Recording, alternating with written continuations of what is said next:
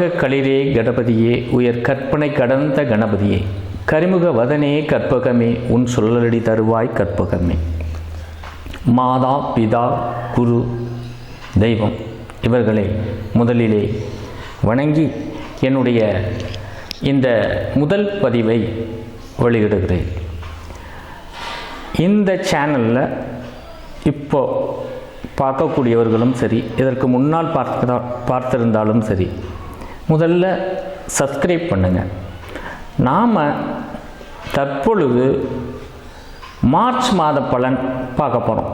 இந்த மார்ச் மாதத்தில் என்னென்ன நல்ல பலன் இந்த 12 ராசிகளுக்கும் கிடைக்க உள்ளது என்பதை தற்பொழுது பார்ப்போம். முதல்ல இந்த மாதத்தின் தொடக்கமே பார்த்தீங்க அப்படின்னு சொன்னால் ரொம்ப அருமையாக இருக்குது. ஏன் அப்படின்னா மார்ச் மாதம் 1ஆம் தேதி வெள்ளிக்கிழமை தொடங்குது.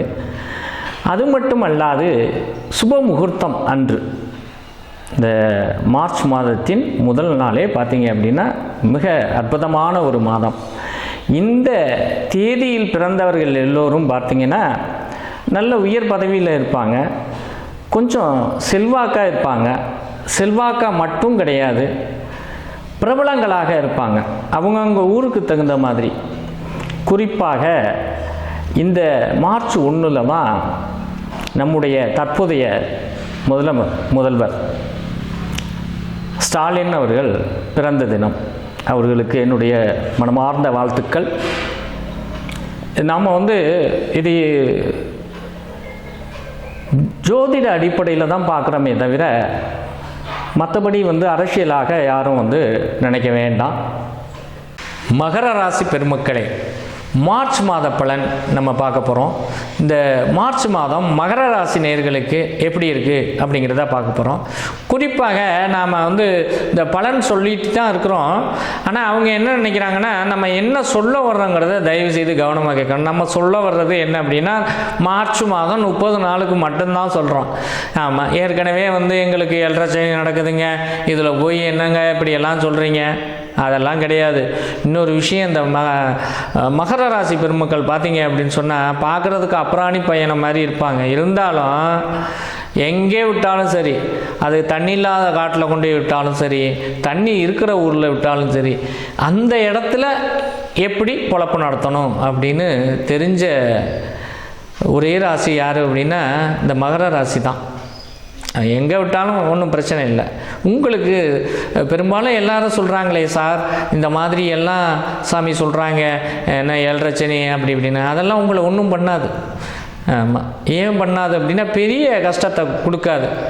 ஒரு வேளை உங்களுக்கு லக்கணம், அது ஜாதகத்தை பார்க்கணும். லக்கணம் மேச லக்கணமாக இருக்குங்க, எனக்கு இந்த ராசியாக இருக்குது அப்படின்னா அது சிரமம்தான். சிம்ம லக்கணமாக இருக்குது, இந்த ராசியாக இருக்குது, மகர ராசியாக கண்டிப்பாக சிரமந்தாங்க. ஆமாம், கடக ராசியாக இருக்குது அப்படின்னாலும் சிரமம். அது உங்கள் ஜாதகத்தை அனுசரித்து பொதுவாக ராசியின் அடிப்படையில் சனி பகவான் உங்களுக்கு நல்லவன், அவ்வளோதான் சுருக்கமாக சொல்கிறேன். சரிங்களா? சரி, அதுக்காக எல்லாரும் அதை போட்டு குழப்பிக்காதீங்க. நம்ம சொல்கிறது மீண்டும் மீண்டும் சொல்கிறோம், 30 தினங்களுக்கு மட்டும்தான் இந்த பலன், வேறு ஒன்றும் கிடையாது. 30 தினங்களுக்கு பார்த்தீங்க அப்படின்னு சொன்னால் உங்களுக்கு நல்லாயிருக்கு. இந்த 30 தினங்கள் பார்த்தீங்க அப்படின்னு சொன்னால் ரொம்ப அருமையாக இருக்குது, ஒன்றும் பிரச்சனை இல்லை. திருமணம் ஆகாமல் இருந்தவர்களுக்கு திருமணம் நடைபெற்றிருக்கும், ஒன்றும் பிரச்சனை இல்லை.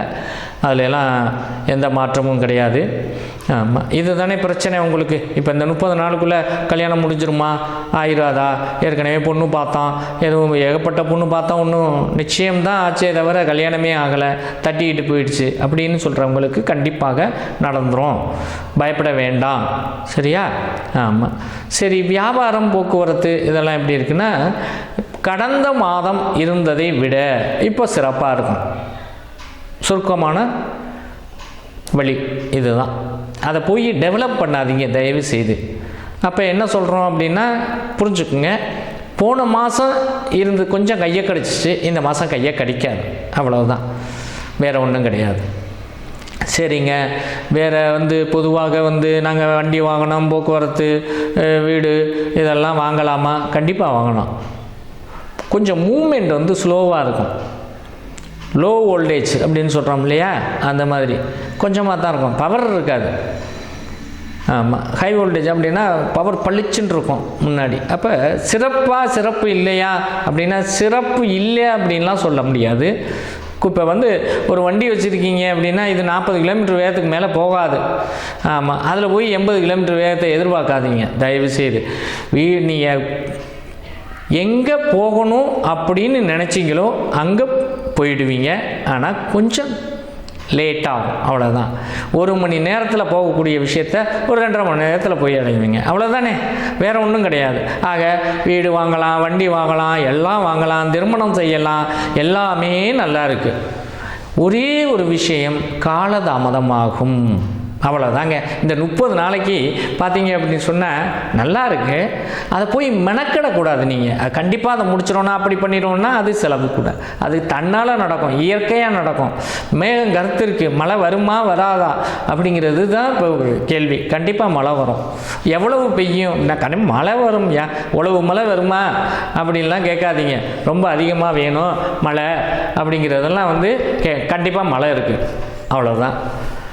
இந்த மகர ராசியை பொறுத்த வரைக்கும் நல்ல மழை இல்லை, சுமாரான மழை தான் இந்த மாதத்தில். அதனால் நிதானம் சற்று தேவை. மற்றபடி எல்லாமே நல்லா இருக்குது. நன்றி, வணக்கம்.